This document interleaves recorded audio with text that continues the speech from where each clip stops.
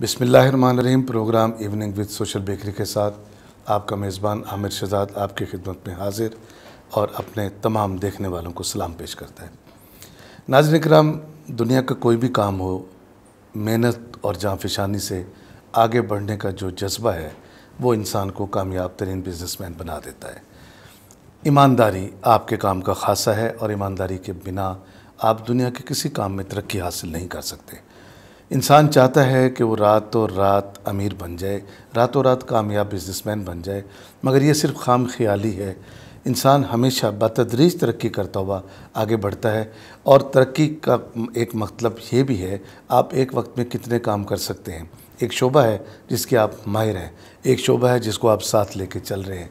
एक इंसान में बैक वक्त कितनी खूबियाँ होती हैं, ये आज की हमारी जो शख्सियत हैं नूर अली पाशा साहब, वो हमें बताएंगी कि अल्लाह पाक ने इनको कितनी सलाहियतों से नवाज रखा है कि बैक वक्त रियल एस्टेट के कारोबार को देखते हैं। इससे पहले बतौर राइटर के इनका कितना काम है, इन्होंने बतौर असिस्टेंट डायरेक्टर के कितना काम किया है और किस किस जगह पे काम किया है। लेवल भी इनका इंटरनेशनल है। बात करेंगे हम अपने आज के मेहमान नूर अली पाशा साहब से। जनाब सर खुशामदीद इवनिंग विद सोशल बेकरी में। और सोशल बेकरी मुख्तलिफ़ जो दुनिया के शोबाजात हैं उनसे मुंसलिक लोगों के उनके नुमाया कारनामों को आगे लाने के लिए, दुनिया को दिखाने के लिए आज अपना एक किरदार अदा कर रही है। और आपके बारे में जो मालूमात मेरे पास है, इस वक्त आप रियल एस्टेट के तो मतलब उस पर काम कर रहे हैं। साइनवे ग्रुप ऑफ कंपनी का जो एक हिस्सा है साइनवे मार्केटिंग, उसके आप हेड हैं। इसके अलावा आप राइटर रहे हैं और हैं। इसके अलावा आपने डायरेक्शन में भी काम किया है और उसका लेवल भी बहुत हाई है। तो सारी बातें हम आपसे मैं नहीं करना चाहता, मैं चाहता हूँ कि आपसे हम बात करें, आगाज़ करें। थोड़ा सा इंट्रो अपने बारे में। बिस्मिल्लाहिर्रहमानिर्रहीम। सर बस इब्तदा की थी हमने जब एजुकेशन में ही थे तो न्यूज़पेपर के साथ जुड़ गए थे। 8th क्लास में उस वक्त मैं पढ़ता था तो सिंधी न्यूज़पेपर थी खादम वतन, उसमें एक कॉलम चला करता था महबूबा के ख़त। वाह। वो 8th क्लास से मैंने उससे इब्तदा की, वो मैं लिखता था और बड़े अच्छे उस वक्त मज़ाहिया कॉलम वो चलते थे। फिर वही एक चीज़ जो मुझे जोड़े रखा, उस चीज़ ने उसने मुझे मजबूर किया कि मैं मास कॉम करूँ। मास कॉम करने के बाद, मास्टर्स करने के बाद फिर उसके बाद हम लोग जुड़ गए मीडिया के साथ। रीजनल चैनल है। तालीम किस सन में आपने मुकम्मल की? तालीम मैंने की है 98 में। 98 में मैं पास आउट हुआ था यूनिवर्सिटी से मास्टर्स करके। उसके बाद फिर जैसे ही 2000 में मीडिया का गिरोह हुआ तो उसमें फिर मीडिया के साथ जुड़ गए। KTN में बहुत से ड्रामे as a writer, as a director, Sindh TV Hyderabad station in charge, फिर मेहरान TV चैनल वो पूरा इस्टेब्लिश किया, वो मेरे क्रेडिट पे था। As a programme manager, first programme manager मैंने काम किया उसका। फिर वहीं से मूव ऑन किया उर्दू चैनल पे, आपा नूरुल्लाह शाह के साथ काम किया, जीनत बिनत सकीना हाजिर हो। फिर हम TV पे अपना आशती और आखिरी बारिश, फिर इस तरह अपना ARY पे मलेशिया बेस्ड मेरा स्क्रिप्ट था एक आखिरी दास्तान, वो चला, वो पूरा पिक्चराइज मलेशिया में हुआ था। फिर उसके बाद मुख्तलिफ डिफरेंट प्रोग्राम्स इस तरह चलते रहे। एज ए राइटर मूवीज़ भी लिखी, एज ए डायरेक्टर भी काम किया। तकरीबन पाकिस्तान की जितनी भी क्रीम कास्ट है सबके साथ काम किया, काम करने का मौका मिला। इसी अमल से गुजरते हुए आहिस्ता आहिस्ता आहिस्ता आहिस्ता कुछ काम इस्लामाबाद में भी किया मूवीज़ वगैरह पे। फिर माउंट एवरेस्ट पे काम करने का मौका मिला, बियॉन्ड द माउंटेन्स हॉलीवुड की एक मूवी थी, उसमें एज ए एसोसिएट वो काम करने का मौका मिला, वो काम किया। उसके बाद ये तो बड़ा इंटरनेशनल लेवल का काम है जो सर बस बिल्कुल वो भी एक पीक टाइम था। अच्छा। लेकिन कुछ ऐसे फैमिली प्रॉब्लम्स टीम लोकल थी या बाहर से कुछ? नहीं, सारे ही UK से आए थे। अच्छा। और उनके साथ काम किया था। हॉलीवुड की मूवी थी, उसमें एज एसोसिएट किया था और माउंट एवरेस्ट पे बनी थी। अच्छा पाशा साहब, ये कितना इत्तेफाक है, आपके साथ टीम काम करने के लिए UK से आई और आपने बिहाइंड दी सीन्स काम किया, सीन्स उस पर आपने काम भी किया और वो UK से टीम आई। और इत्तेफाक देखिए कि मैं आपका बतौर मेज़बान जो आपसे मुखातिब हूँ, मैंने UK जाके काम किया माशाल्लाह, और काम यही सेम। अच्छा। मेरा भी एक प्रोडक्शन हाउस वहाँ रजिस्टर्ड है UK में। अच्छा, और वहाँ बहुत सा काम ड्रामे और तो इस लिहाज से आपके साथ जो आप आज जो मैं आपका शो कर रहा हूँ, तो मेरी हम मिजाजी उसमें शामिल है। माशाल्लाह, मुझे ये भी एक लुत्फ़ आ रहा है आपसे। माशाल्लाह, आपके प्रोग्राम अक्सर नज़रों से गुजरते हैं और बड़ा इंस्पायर करते हैं। जो आपकी स्टडी है, जिस तरह की आपकी मालूमात है, वो बड़ी मुतासरकुन है। असल में बस उसके बाद फिर एकदम से एक चेंज आया, फैमिली कुछ ऐसे प्रॉब्लम्स थे कि पीक पे जाते हुए अचानक से पूरी फील्ड ही चेंज कर दी। आपको पता है कि मीडिया की फील्ड में बंदे को घर से बाहर बहुत रहना पड़ता है, लेकिन बच्चे माशाल्लाह से उस वक्त 9th मैट्रिक की क्लासेस और 9 से लेकर इंटरमीडिएट तक वो टाइम होता है बच्चे के लिए जिसमें बनना और बिगड़ना उसका उसी दोनों टाइम ऑप्शन मौजूद होते हैं। दोनों ऑप्शन मौजूद। अब ये इख्तियारी है, वो इख्तियारी है पेरेंट्स के ऊपर के उस वक्त है। बच्चे के साथ वो क्या बिहेव करते हैं।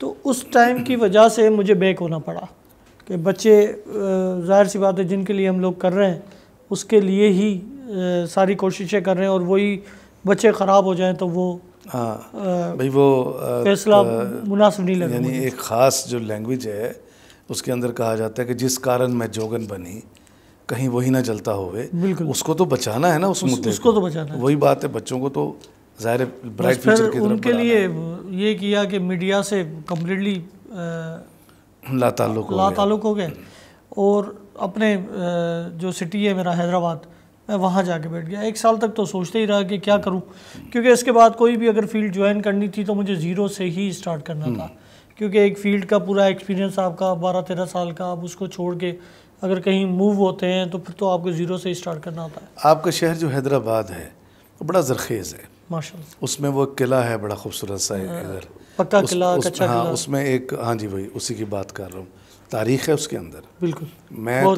मैं तो उस शहर के रेलवे स्टेशन से ऑनवर्ड जो मुतासर होना शुरू हुआ, और वो जो एक ब्रिज सा आता है बीच में दरिया है कोटरी वो सारी बड़ी खूबसूरत उसका, और फिर वो कासमाबाद और इस तरह के जो बिल्कुल। इस वक्त मेरी मौजूदा रिहाइश कासमाबाद में है। अब तो तहसील की हैसियत इख्तियार करके हमारे नज़रों के सामने बना है, डेवलप हुआ है, अब तो तहसील बन गया है। बिल्कुल। जो मैं बात करने जा रहा था, हैदराबाद प्रेस क्लब का आपने हवाला दिया है, बड़ा ज़रखेज़ प्रेस क्लब है पाकिस्तान के प्रेस क्लबों में से, बहुत आला। जैसे लाहौर को ह्यूज प्रेस क्लब और इस्लामाबाद को उससे बड़ा, हैदराबाद मैं समझता हूँ सिंध के बाकी शहरों में बहुत डीप रूट्स जो रखने वाला एक प्रेस क्लब है उसके सर आप देखें ना, मैंने बहुत से टीवी चैनल्स के हेड को वहाँ मेरी उनसे मुलाकात भी हुई, और वो बड़ा, उसकी अपनी इमारत भी बड़ी खूबसूरत माशाल्लाह, 3 मंजिला इमारत है उसकी, और बड़ी खूबसूरत इमारत है। हैदराबाद का असल में क्या है कि आप देखें ना, सिंध में हैदराबाद वो वाहिद सिटी है जहाँ से आपके पूरी सिंध के रास्ते निकलते हैं। सिंध के आप कराची से अगर आएंगे तो आपको हैदराबाद मस्ट आना, और फिर हैदराबाद से ही आप सिंध के डिफरेंट एरियाज की तरफ निकलने के लिए पूरा इधर जाइए उधर जाइए, जहाँ जिस तरफ भी पूरी सिंध में आप जाएं आपको हैदराबाद से गुजर के जाना पड़ता है, चाहे आप बदीन की तरफ जाएं, चाहे मीरपुर जाएं, चाहे आप पंजाब के। हैदराबाद में थिएटर भी है आपका, चूँकि शोभा है सर, बहुत किया है हमने। तो थिएटर भी आपने किया? सर हमने बहुत, लगभग मैंने 100 से ज़्यादा थिएटर्स किए बतौर आपने एज आर्टिस्ट आपने एज आर्टिस्ट मैंने थिएटर किए हैं। यानी अब देखें ना, ये आपकी ज़ात का एक और पहलू खुला है। अब तक था राइटर का, उसका ताल्लुक़ कलम करताज से है, फिर डायरेक्शन का था, उसका ताल्लुक़ टोटल आपके दिमाग और हाथ की कोऑर्डिनेशन से है। बिल्कुल। और ये सिर्फ आपका नहीं, ये आपके एक्टर पर भी निगाह होती है कि मेरी डायरेक्शन में अगर ये काम कर रहा है, इसकी मूवमेंट का एक एक सेकंड मेरे पास मौजूद होना चाहिए। सर आप देखें, एज अ राइटर आप डायरेक्टर होना मस्ट है, एज अ राइटर आप एडिटर होना मस्ट है, एज अ राइटर आप एक्टर होना मस्ट है। जब तक आप इन तीनों कैफियत से नहीं गुजरते तब तक आप अच्छे राइटर नहीं बन सकते। सही बात, बिल्कुल, बहुत अच्छी सीन को किस तरह से लेके। अच्छा, एक इत्तेफाक मैं आपको बताऊं कि मेरा इत्तेफाक हुआ इस्लामाबाद में, इब्राहिम मोहम्मदी साहब हैं मोहम्मदी प्रोडक्शन के, स्टीवन स्पिलबर्ग को उन्होंने फर्स्ट असिस्ट किया था उसमें जुरासिक पार्क 1 में, वो यहीं से पाकिस्तान से ताल्लुक़ रखते हैं, उनके साथ काम करने का मुझे मौका मिला। तो मैं तो उस वक्त माशाल्लाह से बड़ी अच्छी सीरियल जियो की, MTV की मेरे क्रेडिट पे थी, मैं तो ख़ुद को एक बड़ा नामचीन सा राइटर समझता था, लेकिन उनके साथ काम करने का इत्तेफाक हुआ। एक मूवी लिखी मैंने उनके लिए, यकीन माने कि उसके सिनॉप्सिस उन्होंने सिर्फ सीनों की प्लेसमेंट आगे पीछे करवाई, जहां मेरे दिल ने कहा कि नहीं अभी सीखने के मराइल और भी। वाह वाह वाह, क्या खूबसूरत उन्होंने उसकी प्लेसमेंट बनवाई, और किस तरह से वो बेहतरीन, उससे ज़्यादा बेहतर हो गई जिस तरह मैंने लिखा था। तो सीखने की उम्र तो हमेशा रहती। मैंने अर्ज़ किया ना कि एक आप जितने सीनियर हो जाएं, कोई एक आपसे आपका बिल्कुल ऐसे ही है, बिल्कुल। अच्छा, वक्त तो होता है ना, कोई और हो ना हो, वक्त सिखा रहा होता है। अच्छा, कैमरा भी इसका बड़ा अहम जुज़्व है इस काम का, शोबिस की दुनिया का, इस स्क्रिप्ट का, इस सारे। आपने कैमरा भी पर भी काम किया है? सर मैंने पहला प्ले किया था KTN पे, वो था मेरा हॉरर प्ले।